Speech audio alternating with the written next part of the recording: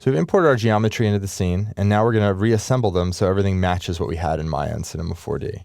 Okay, so the first thing, let's go to our world outliner. I'm going to select the floor and delete it because we don't want that geometry in our scene. That's irrelevant for this.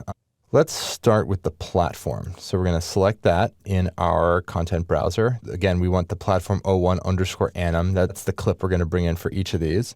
Let's bring that in the scene. I am going to zero out its position because we want it to be exactly where it was when we exported it. Cool, there we go. We've got our platform. So same thing now with our bottle. We'll drag that into the scene, and then I'm going to zero that out. And perfect, the bottle lines up right there. We're going to go to our panels, bring our panels lower. Again, zero this out. So our panels are around there. Now we're going to go to our panel cage, bring that into the scene. Zero it out. Okay, cool. So everything's lining up nice, exactly how it should be. Now we're going to bring in the rings to go around the edge of the scene. Zero it out. And now that we have the rings selected, you can see that we're casting shadows over everything. In this case, we don't want those rings to cast those shadows because they're going to add all the stuff we actually don't want for our final thing. So in the world outliner, we're going to make sure our rings are selected. And just another little option I'm going to show you here is if we scroll down under lighting where it says cast shadow, I'm just going to turn that off just so they're more background objects and they aren't affecting our foreground. Okay, so let's go to our content browser and we need to bring in our tube.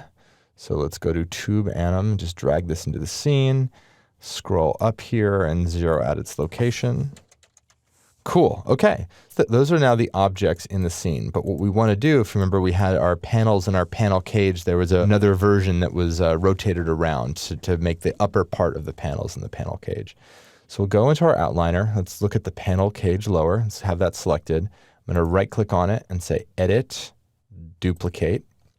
So you can see that automatically it's going to just offset it 10 centimeters in each direction just as a kind of a courtesy so they don't overlap. We want to zero that out because we don't want that to change. We just want to rotate it 180 degrees on the X. And then actually it was also rotated 18 degrees in Maya or Cinema 4D, what would have been Y, but in here it's Z. So we're just going to rotate it 18 degrees on Z. And then we're going to do the same thing with the panels lower. So I'm going to select that, right click, edit, duplicate. Get rid of this location offset that it automatically does. Under rotation X, we're going to make it 180 degrees. And then under Z, we're going to make it 18 degrees. All right, cool. So now, again, super easy to duplicate and instance stuff here. And it's always better when you have the exact same copy of an object to do it that way, to rather import multiple copies out of Maya or Cinema 4D into here. This is just a cleaner way to do it. And in the end, it is more efficient for the system, so that's good. All right, cool. So now we've got this going. I'm going to do this real quick. Under the play button, you see there's this little drop-down menu next to it.